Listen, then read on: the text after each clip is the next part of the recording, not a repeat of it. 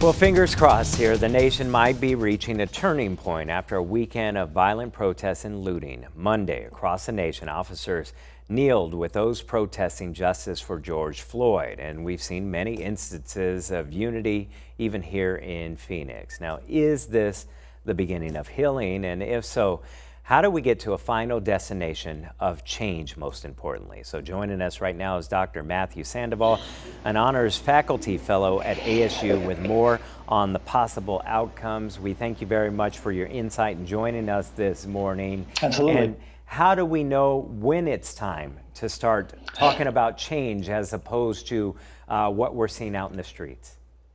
Yeah, I think that's a great question, Javier. Thank you so much, and thank you for having me on. We're all feeling the crisis across the nation, not just here in our own Phoenix community. And so we're looking for a solution. We're really desperate for a solution. And so we're looking for things for hope. And I think that seeing police kneeling with protesters was a moment of inspiration, but I do not think it's a turning point, because those photos were taken, the photos that have been circulating across national media were taken in Philadelphia and taken New York City with NYPD and Philadelphia PD.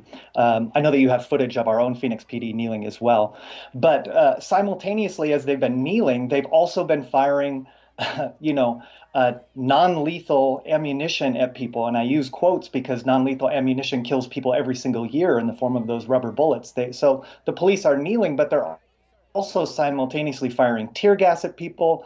They're beating people up in the street. We've seen that on your broadcast. We've seen that across the nation. So at the same time that they're kneeling, we're also seeing them continuing to commit violence against their own community. So I'm not sure that I see their kneeling as a solution at the moment. I think that really what we need to be looking for are much more structural changes. And I know that you're going to be talking about this later with the city council meeting today.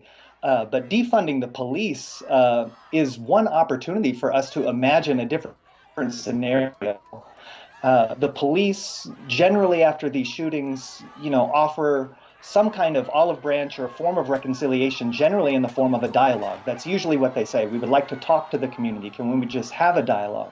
But at this point, we've been having dialogues with the police for, if we want to stretch it back to the formation of the Black Lives Matter movement in 2014, that means we've been having these dialogues for 6 years. Well, let me ask you this. Let me ask you this, because it's one thing at a local level, but as we know, it goes much higher. And these conversations have to happen at a much higher level. So how do we bring everybody together to just listen and talk? That's what's most important here. Maybe we can't come to a resolution, but at least we start the process. Yeah, I hear you. And talking to protesters and being out there, a lot of people are using this opportunity to express their outrage, to express something, to really use their voice. But when you use your voice, you generally presume that somebody on the other side is going to actually listen to you.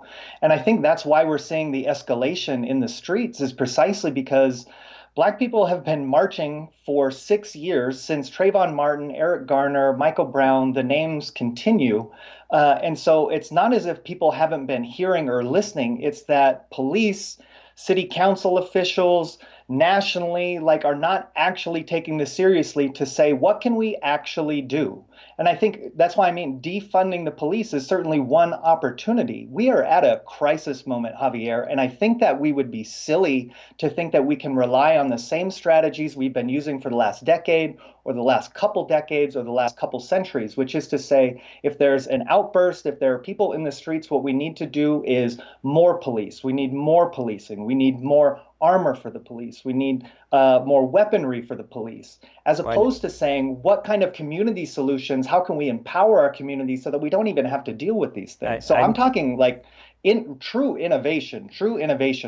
And let's hope we can get there. I know, seeing the last 2 nights here in the city of Phoenix, peaceful protest. We've seen that other locations as well. There are some spots that remain hot throughout the country, but hopefully it'll quell and we can all come to the table because we need a solution. But to keep pointing fingers at each other, and you know, that's why we've been here for the last decade plus. So thank you very much for your insight. Absolutely. And I think we're all in this Javier, together, thank and you so much. hopefully we can find peace and a resolution. Hey, Thank stay you. safe, everybody, please.